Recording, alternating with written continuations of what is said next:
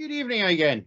In fact, it might even be morning where you are, ladies and gentlemen. Thank you for joining us in the TKC Games vlog. And today, Geoff and I are going to have a little chat about aircraft carriers and aircraft carrying ships. Two slightly different things, which many people conflate. The reality of it, in my experience of looking at what the Royal Navy built in World War I, what the Japanese used in World War II, and what every Navy wanted to achieve, there are intermediate steps in their vessels which do similar things but aren't quite the real deal. The real deal is what we all see in TV nowadays when the American Navy wants to go and project power.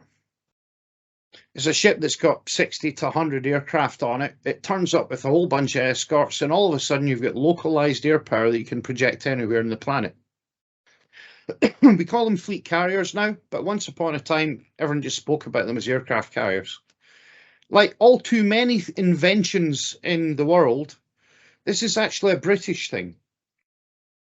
And I'm going to hand you over a bit to Geoff here and let him have a chat with you about it, because I know he's been looking into this because we needed to know whether or not we needed to show these things in World War I. As any of you have played TSWW, the Second World War series we work with, there are carriers in that. There's also light carriers in it. There's escort carriers in it. And there are seaplane carriers of two different types. Some, essentially, you have to anchor somewhere on the map that's viable for a ship to be at anchor for a period of time, and float planes can operate from the waters surrounding it. Some come along with a catapult and some capability to crane the things on. So it's almost like an aircraft carrier, but it isn't.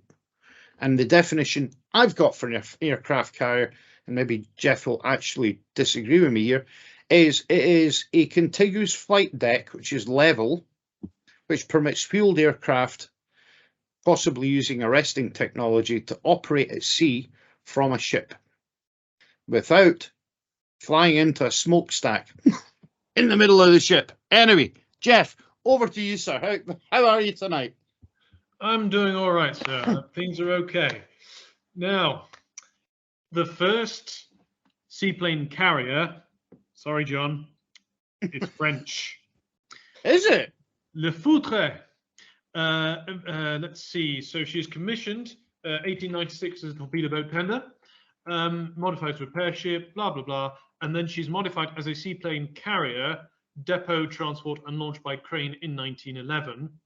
And a seaplane carrier with a flying off deck in 1913. Now, that does not necessarily mean that the British are that far behind in any way, shape, or form, because as we well know, you have the Cuxhaven raid in 1914.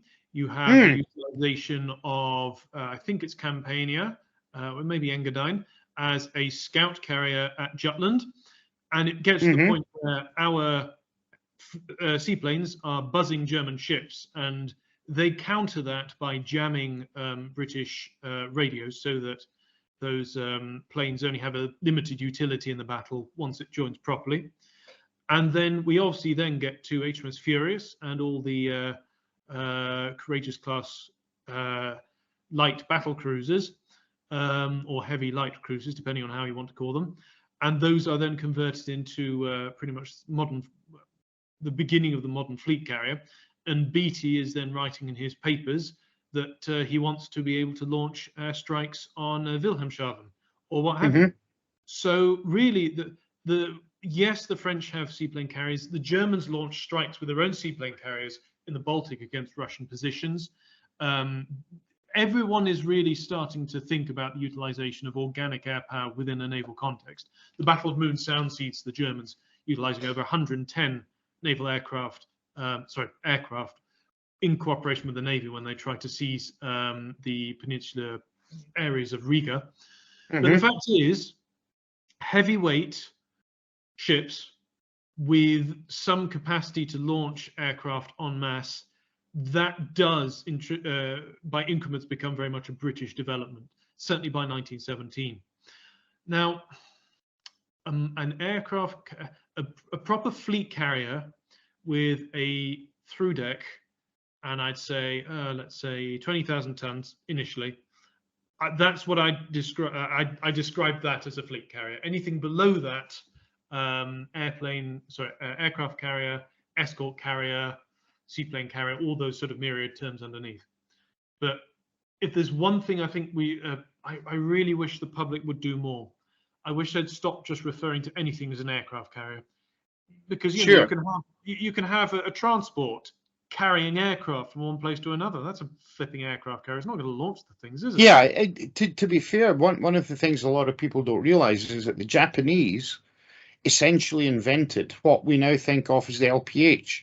Now, they didn't have helicopters, but they had little scout planes. You know, the Japanese version of an Oster or a little Cessna Pup, or the German, what the hell is it called? Storch. The Storch. So they could turn up with that and do local reconnaissance, and they had a dock so the Daihatsu landing craft could take soldiers ashore.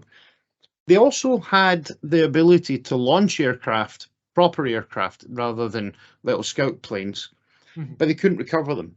Yeah. So sometimes these things apparently would be used as an aircraft ferry, carrying 20 or 30 planes, steam at full speed into the wind, launch the planes, then go do something else, you know, invade somewhere else or move logistical assets about or whatever. So I agree with you that a carrier is a carrier is a carrier, but it's not really. And even escort carriers, there's an interesting thing about them, and that is that the US Navy and the Royal Navy in World War II only operate a percentage of them as combat vessels. A fair number of them are actually aircraft ferries. And that's because there's a constant attrition, particularly in combat conditions, of aircraft through accidents and obviously combat losses. But if you've got an air group of 100 planes, you might have a 5% loss rate every week. That's not many planes in theory, but 5 or 6 planes a week, you need something to replace it. If you've got 20 carriers, as the Americans did towards the end of the war in various battle groups, you're needing 100 planes just to stay there. And actually, you're probably needing 200 or 300 aircraft to replace planes written off by enemy fire or whatever. The British, having identified problems between the wars, I suspect some of this would have been with the use of HMS Hermes as a, how shall I put it, police ship, going and dealing with pirates and so on and so forth off of various godforsaken places. And you know, the more the world changes, the more it stays the same. So I know that she was off Somalia doing it. I know that she was off Singapore doing it. And I'm aware that various different navies currently are doing much the same job in the Straits of Malacca off Singapore, and are doing the same job off of Somalia right now. However, it seems to be the local custom. Hey, let's go and hold up people, get some money. But Hermes obviously flagged up something. That is, the aircraft loss rate through basic attrition has to be maintained and replaced. So even if the plane isn't a complete write-off, and if you're at an airbase maybe in the UK or the US or wherever you could fix it, you can't do that overseas. So we built, the Royal Navy, and I would say we, because I'm British, built HMS Unicorn. Just like 3/4 of the size of a fleet carrier in terms of length, about 2/3 of displacement, but really importantly, she was designed as a dual-purpose ship. She could operate as a light fleet carrier with a smallish air group of 40-odd planes, but she could also operate as a maintenance ship, and she had all the workshops and so on you'd expect from a tender. So she could actually bolt together damaged aircraft and fix them, which you couldn't do. And in fact, the US Navy never has had anything like that, which I find quite surprising given their logistic largesse. You'd have thought they might have done something, but I've not found any evidence so far that suggests they did. But in World War One, I don't know that much about the Royal Navy's competitors. I just had a quick scan through it. World War One, as I keep saying, probably isn't my thing to the same extent that it is Geoff's. I noticed that with very few exceptions, the most aircraft you're going to get on one of these ships, Geoff, is something like 6 or 8 planes. Now, from a game perspective, with currently 40 aircraft to counter, give or take, I am more generous with reconnaissance assets and very specialist long-range assets. Are these planes that these things launch, are they generally just scout aircraft, or is there some fighter capability or strike capability? Well, I'm just going to quickly bring up Engadine, because for the majority of the war, you do Sopwith Schneider float planes, for example. So let's have a look. They've got, let's see, length 22 feet, power plant, yeah, that's fine. So maximum speed 87 miles an hour, range 510 miles, service ceiling 7,000 feet, armed occasionally with a 7.7 millimeter Lewis gun and one 65-pound bomb or 5 20-pound bombs. That's the sort of thing for quite a lot of the war. However, right, we do then get stuff like the Tondern raid. Now that's a slightly different kettle of fish. So if you just bear with me here, British bombing raid, that involves Sopwith camels and Sopwith, oh no, please excuse me, Sopwith 1.5 Strutters. And we use, let's see, I think it's 7 aircraft to attack a single airship hangar. And we managed to destroy 2 airships, destroy a captive balloon and destroy 2 hangars. So yes, that's very small scale, but just imagine that if you have a Zeppelin conducting air reconnaissance, and we do have examples of the High Seas Fleet trying to do that, not particularly successfully, but just imagine that sort of the German player in game tries to increase that and improve the experience of German airship aircrews. Suddenly you might want 4 or 5 aircraft that you can just send up, tell them, right, there's an airship over there, go and shoot it down. And then once you've got rid of that, to what extent could the British have had a picket line of carriers spread around the Grand Fleet so that the airships only see the carrier, they get shot down, and then Scheer has to go, well, have I just come across one ship, or is the entire Grand Fleet on the horizon? What do I do? So I know I'm extrapolating a lot of what ifs there, but it does feel that we're kind of on the verge of something, 1917, 1918, but it doesn't quite come about. Yeah, well, Argus commissions in, fairly late in the war, September 1918, and allowing first of class ship work up. And how do you operate this thing? Mucking around, probably a year away from full commissioning. But that gives the Royal Navy, allowing for the fact, by the way, guys, we're talking about World War I biplanes. They're about a third to half the size of some of the aircraft that you might be used to looking at in pictures of World War II strike operations. Even a Swordfish is a relatively big plane. And although it can fold its wings in, you don't get as many of them on a carrier as you would have gotten some of the World War I stuff. So 30-odd aircraft, 36 to 40 was the air group size initially. She would have had, I would guess, a strike capability and an air defense capability within our air group. And they may or may not have been particularly good aircraft by the standards of what people would expect. But the Short 184 was carrier capable. They were operated with floats off of Art Royal and various other RN planes. It can carry a torpedo. That's a small torpedo. It's a 14-inch airdropped torpedo. It's probably not going to sink a battleship, but it's probably going to make a whole mess of your day if you're in a cruiser or a destroyer. Or it can carry 500 pounds of bombs. And the reason I'm starting to highlight this is we aren't that far away at the point where the fleet air arm of the Imperial German Navy might have, with flat-decked ships, of being able to actually do something and go destroy targets rather than just harassing them. And that's quite an important point. We're getting there at the end of World War I. This brings me actually very quickly to monitors, because you have now, if you just bear with me one moment, I'm going to get up my little operations chart on what British monitors are doing. because what you get, I think it's 1917. The monitors are constantly being harassed by aircraft because they're all, they're all in range of German stuff. Now, what happens here is that, let's see, is it Ney? I think, yep. So Marshal Ney gets attacked by aircraft on the 19th of April 1917. She has to then be towed to Sheerness on the 12th of December 1918. Whoops, excuse me. No, she just gets attacked by aircraft 1917.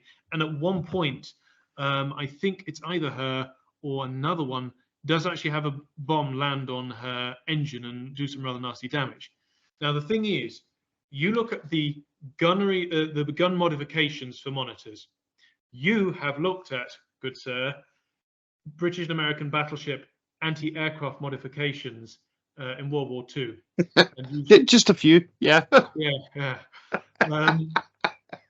The battle cruisers for the Grand Fleet have a surprising number of gun modifications in AA, which quite interests me. But the other ship class, and the only other ship class that has masses and masses and masses of AA guns fitted, machine guns, 3 inches, you name it, are the monitors. They are constantly under air attack. Now, you're talking about the Germans getting maybe a proto flat top. I personally feel they would have probably invested in more seaplane stuff simply because they lack the industry at this point.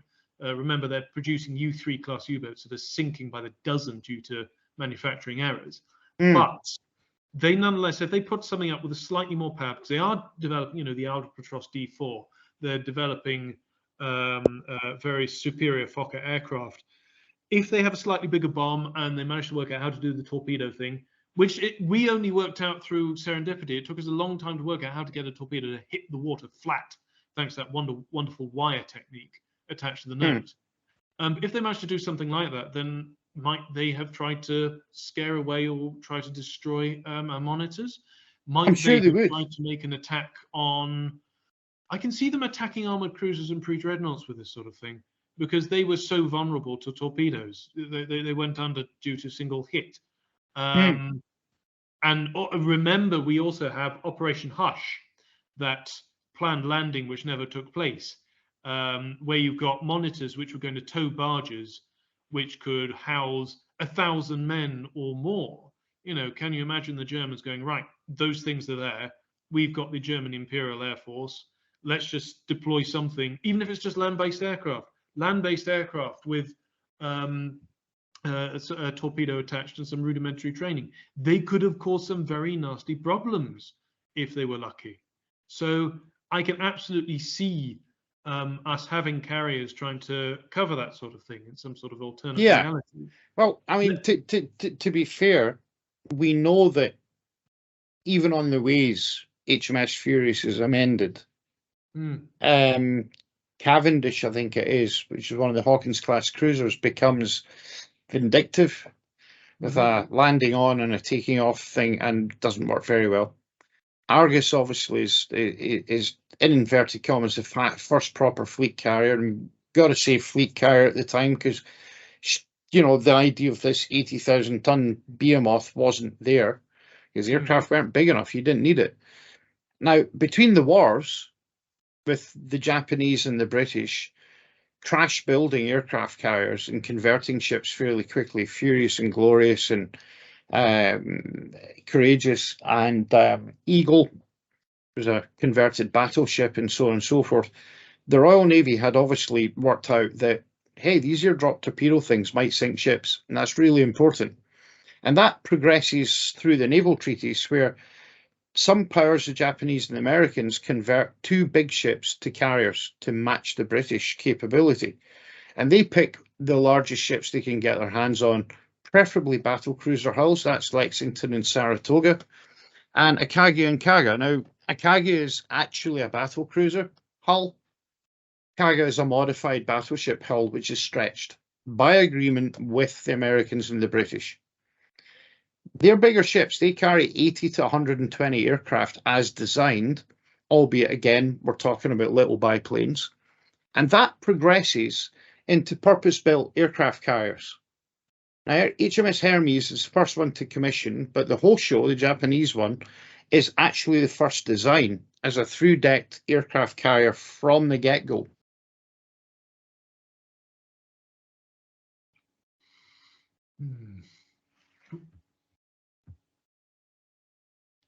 You still there? Yep. Sorry, it just went very quiet very quickly. Sorry. Yeah, it's very strange. Jeff is... there we go. It must have been an internet problem. Jeff's frozen for a moment. And look at that face. It's absolutely brilliant. You got to love it. This is why you watch these, because technicals, we're going to leave them in. I'll tell Andrew to leave the technical in, because it's absolutely brilliant. But at least my mum isn't ringing like last time. Anyway, so by the time we get to World War II, every major navy that's serious has one or more aircraft carriers either built or building. Germany with Graf Zeppelin, she actually does get effectively completed, but they never use her. They can't commission her because there's problems with catapults, and their air group by that point is Stuka Geschwader 5 and Jagdgeschwader 5 or 55 in Norway. Because that's the main strike element for Luftwaffe 5 for a period of time. But the key thing is everybody's building the things. And as the war progresses, it's abundantly clear that being able to turn up with an air force on ships is actually the future of naval warfare. And for an extended period of time, that is how naval warfare has operated. Whether it's off of Korea, with assorted, usually American, the odd British and Australian carrier there, whether it's off Vietnam, with the US Navy providing huge amounts of carrier support, whether it was the Cuban Missile Crisis, whether it was the Falklands campaign with essentially an escort carrier and a light fleet carrier providing the Royal Navy with air cover.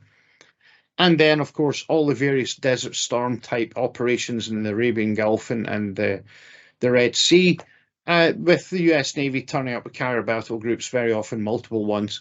The carrier is the ship that projects power. China is currently building a large number of aircraft carriers to attempt to compete with the US. Jeff, if you're still with us, because again, it's frozen. Sorry, I'm here. I'm here. Yeah. So, guys, you're going to have to look at Jeff in a totally stationary thing. We must have a web problem somewhere. And it's not us. It's definitely Teams. It's not what we used to do these meetings. It's definitely Microsoft. Do you think with the advent of all of these alleged hypersonic missiles, the concept of ultra long range torpedoes, the sort of the strike assets that are being deployed, is the fact that you can still turn up somewhere with your air power still the naval game winner that it was in World War II and appears to have been in the, I hate to say this, but lower intensity conflicts, i.e. not whole world wars, guys, that we've had in between? For me, it depends on how good satellite power is. Air power will be reliant on and affected by space power. So if you have enough microsatellites that can give reasonable coverage of the Earth, no matter how many of them you shoot down, then the function of air power as a scout therefore diminishes. So fewer AWACS will be needed, blah, blah, blah. You would still need them, of course, because they provide radar to a much greater extent than the satellite would in when you want a lot of granularity. So for me, the most important thing is how good a scout is air power, because that was its original raison d'etre, wasn't it? To find stuff. Yeah. So if hypersonic missiles are long range enough and fast enough, and for me, more importantly, cruise torpedoes become a thing, because that really is the thing that affects the ship. You can hit a ship with a missile and it can survive. If you break a ship's back with a torpedo, then, well, it's probably not getting up anytime soon. If that becomes a thing, yeah, then... I mean, obviously, if your ship's name is Moskva, yeah.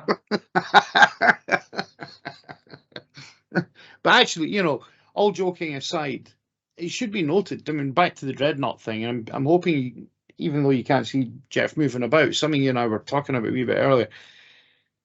During the Fleet Air Arm strike on Taranto, 18 or 20 Swordfish, dropping a very effective 18-inch airborne torpedo, to be fair, took out 3 Italian battleships. But it was all torpedo hits.